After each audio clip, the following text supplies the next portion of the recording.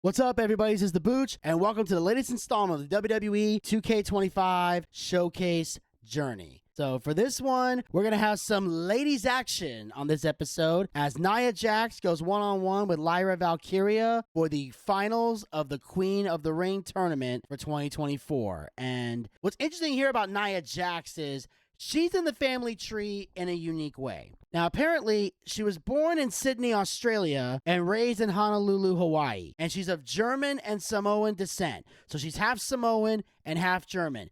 She's the second cousin once removed of The Rock. And her father, Joseph, is the cousin of Peter Maivia. So that's how she's in the family tree. Her father is Peter Maivia's cousin. So her father's Samoan and her mom is German. And she was raised in Honolulu, Hawaii, later moved to San Diego, California, and she attended Palomar College in San Marcos, where she played college basketball. That's pretty interesting. And she graduated from Cal State, San Marcos, with a marketing degree. But before professional wrestling, she worked as a plus-sized model. So she definitely has quite a story here. I didn't know that about Nia Jax, but I know you guys aren't here for a history lesson on Nia Jax. You're here to see some gameplay action. So let's jump into it right now on the WWE 2K25 Showcase Journey.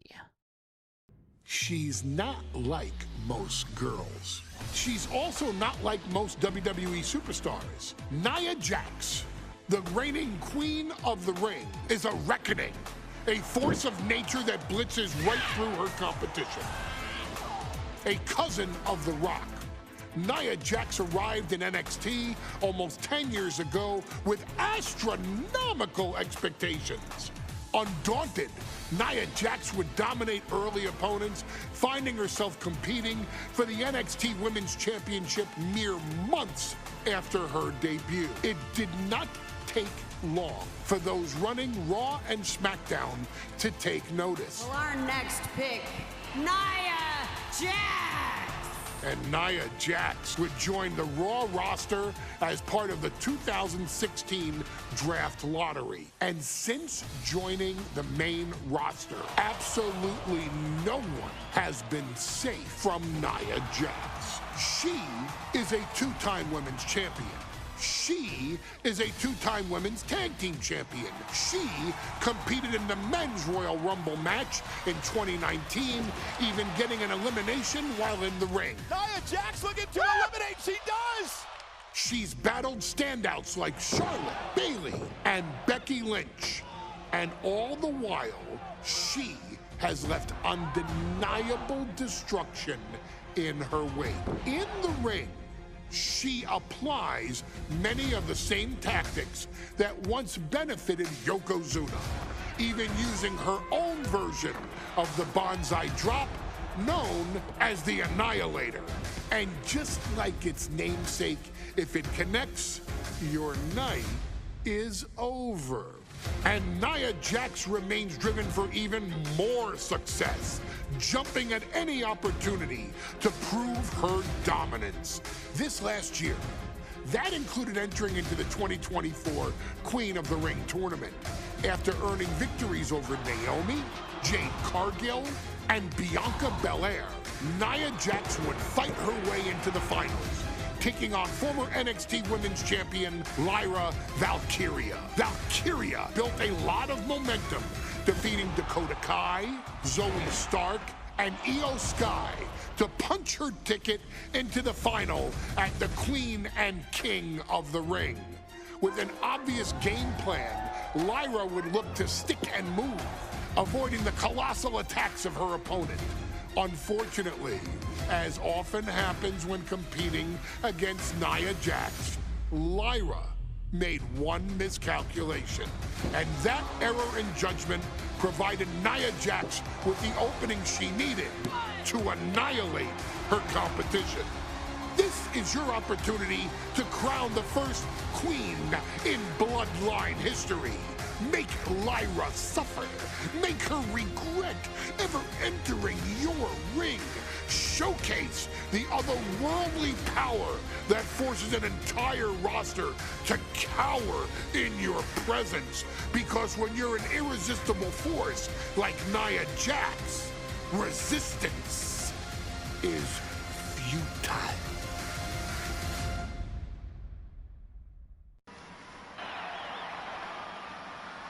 And there will be a court.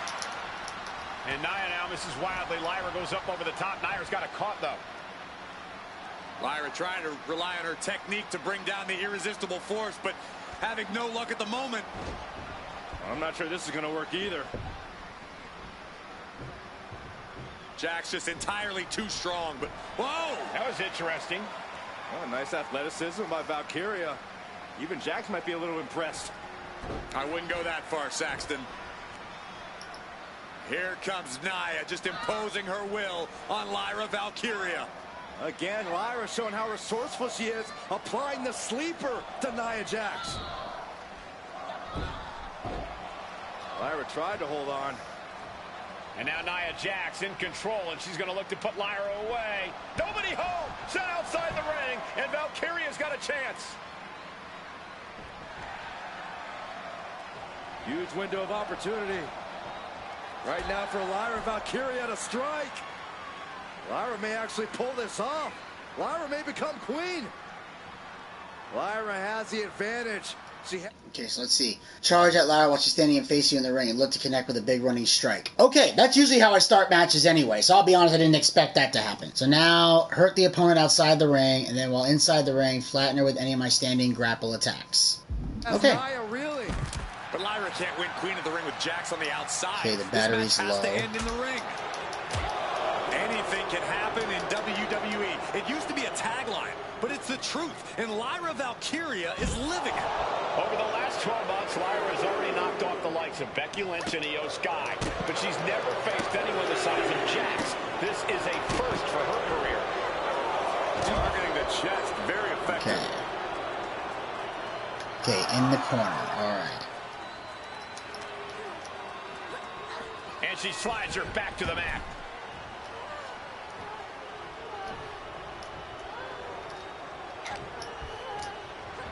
Ooh, just bouncing off the turnbuckle. Right, come on.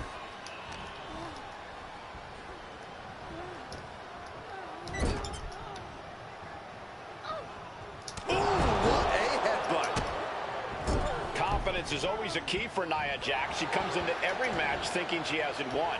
But when you have this business in your blood like Nia does, that confidence is genetic. But ever since the irresistible force returned to WWE 8 months ago, her confidence has been on another level. And she's gaining even more confidence as this match progresses. Jax may just be unstoppable now. Golly. Okay. In the Tree of Woe. Okay, so how do I do the Tree of Woe? While opponent is dazed in the corner, hit the R down and put them in the Tree of Woe. Okay. Jax abusing Lyra. So let's do it again. No Let's mercy. go. I think it's a preview of what kind of queen Nia Jax would be. The kind of queen that will happily send victims to the guillotine. She escapes the attack. Many in the WWE Universe getting their first look at Lyra Valkyria. She's only had 3 main roster matches so far, and they were all in this tournament. Big wins over Dakota Kai, Zoe Stark, and Io Sky over the last 3 weeks. That's an extremely impressive start for Lyra. Wow! Undefeated for 3 weeks? When Nia Jax joined the main roster, she didn't lose a match for over 7 months, and Jax has stayed that dominant for years. Well, if you're Lyra Valkyria, what do you do to pull off a massive upset tonight? Well, Lyra's a technical wizard, Cole. In fact, from a technique perspective, she may actually have Nia Jax outgunned. And beyond relying on her technique, if I'm Lyra, I'm going to try to frustrate Nia. I don't know how possible that is, but if you frustrate Nia, she may make a crucial mistake. Oh, my Lord! There's so many moves at Nia's disposal that she can end this match with. For Lyra, Valkyria crushed in the corner by Jax. Squashing Lyra in the corner, and the beginning of the end may be near. And Nia now, with Lyra on her back, going to climb up to the second rope. This is a scary situation for Lyra. Oh, look at this, maybe not. No way, there's no way. Oh, my. Oh, no. Good night, annihilation.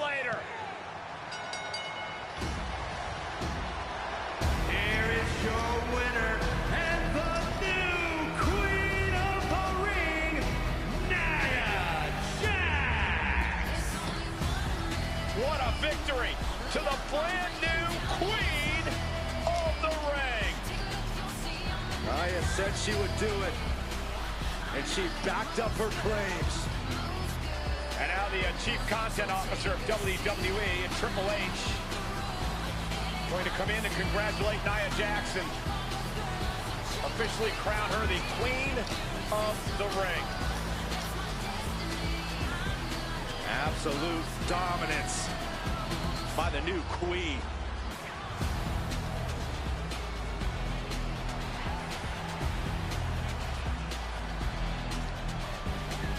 Yeah, just so you know, I actually predicted Nia Jax was going to win that match. And I actually won the prediction championship at this pay-per-view. And Nia Jax was a big part of it because I called both the King and Queen of the Ring for that year. So we'll see if there's a Queen of the Ring in 2026. But overall, this is a fun one. Can't wait to see what's next. Yep, and I'm sure you guys can't wait to see what's next either, but sadly, you'll have to wait till tomorrow to see what's the next installment in the 2K25 Showcase journey. However, I will say everything I just said in that last clip was all completely true. I won the prediction championship because I was the only one that thought Nia Jax was going to win the Queen of the Ring. Everybody else was convinced it was going to be Lyra Valkyria's time to shine. And don't get me wrong, I love Lyra Valkyria. I thought she was extremely talented in NXT. I think she's got a lot to bring to the table on the main roster. But on this night, I knew for a fact Nia Jax was going to take the crown. And I look forward to seeing if there will be a King and Queen of the Ring in 2026. I know later this month, we're going to be having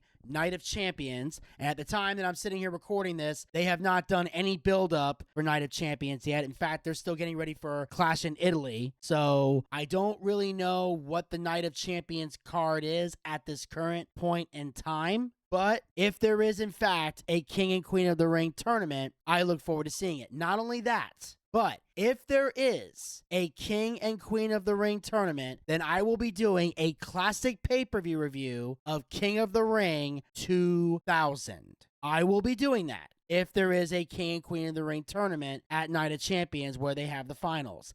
Now, if they do not do this, then one of two things is going to happen. It's going to depend on a phone call that I get from a certain individual, and I have to be vague like this for legal reasons. But if this certain individual can get some shit cleared up and there is no King and Queen of the Ring tournament this year, then we will do a Clash of Champions review if this person can get their legal shit settled. Now, if they can't get the legal shit settled, then I will have no classic pay-per-view review for the month of June if there's no King and Queen of the Ring tournament. So it'll either be one of three things. It'll be King of the Ring 2000, Clash of Champions 9, or nothing. But again, the Clash of Champion thing has to be based on two specific things. One, if there's no King and Queen of the Ring tournament for Night of Champions, or two, a certain individual can get some legal shit sorted out. So that's all I got to say for now. So I hope you guys enjoyed this installment